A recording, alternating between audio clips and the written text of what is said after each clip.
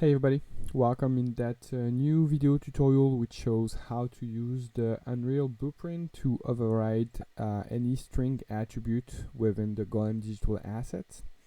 So here I'm within Maya. I created a pretty simple simulation with one entity type, and those characters here, they're playing just a motion behavior connected to a motion clip, which is a work animation.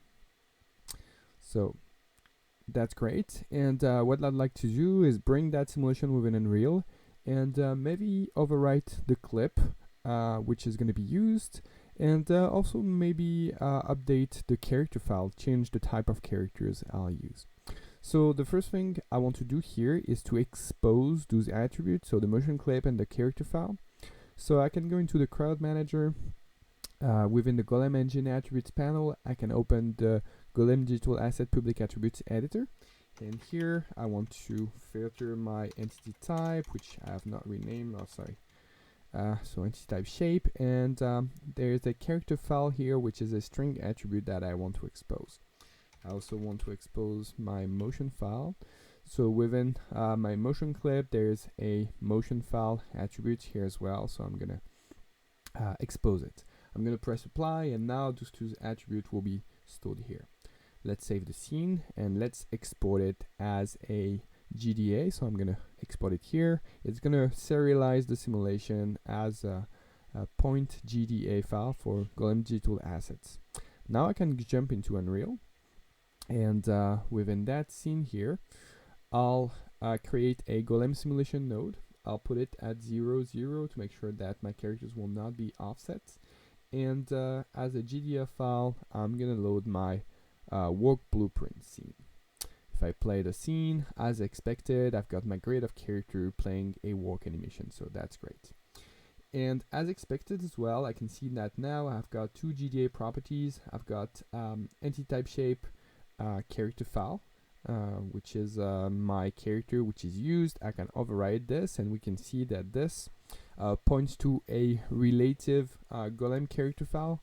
When you serialize your simulation as a GDA, we're gonna serialize the scene and also put all the resources within the same directory, and now we can relate to those files with a relative path.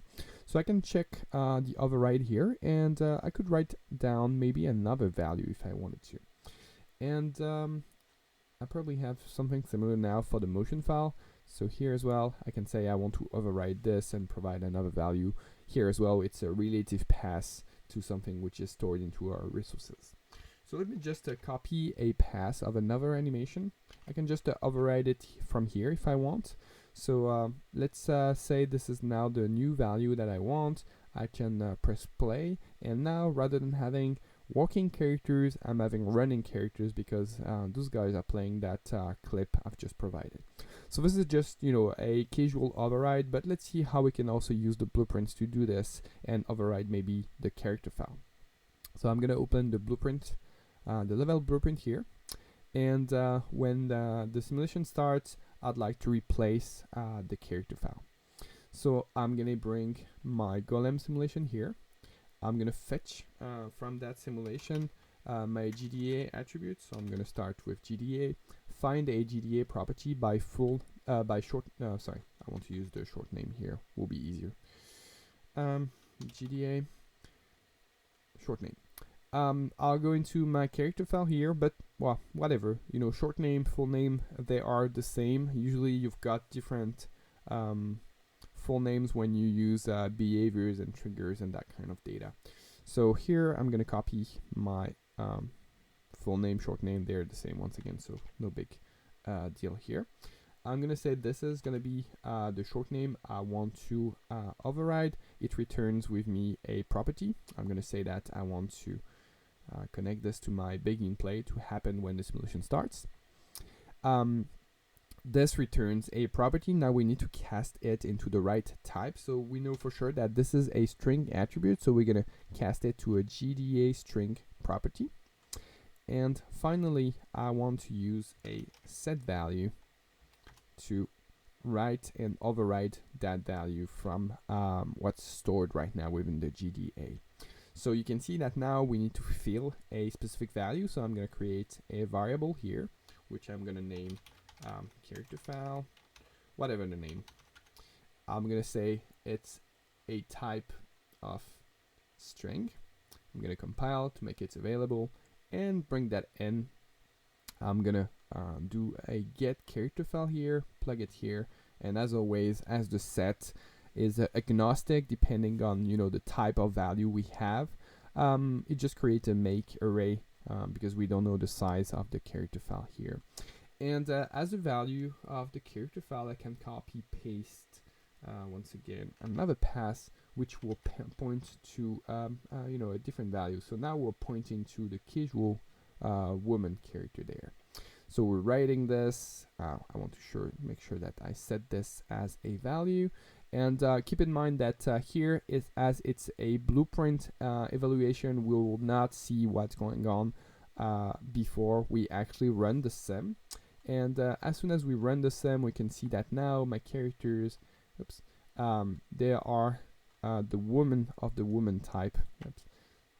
So I've got some issues navigating into this. So let's zoom in. Okay, so when I press play, now you can see the character file is being replaced, and I've got my woman character playing the run animation.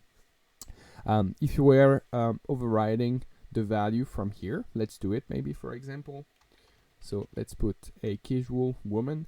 As it's not a blueprint, you see that now the viewport overrides by itself because it doesn't need any blueprint evaluation, which is related to some events in the scene. So that's something we cannot really do.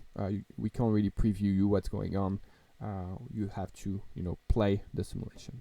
So two different techniques here: overriding the attribute directly from the string, or using the blueprint by casting the property as a string attribute and using the set value. So hope that makes sense, and see you into the next video.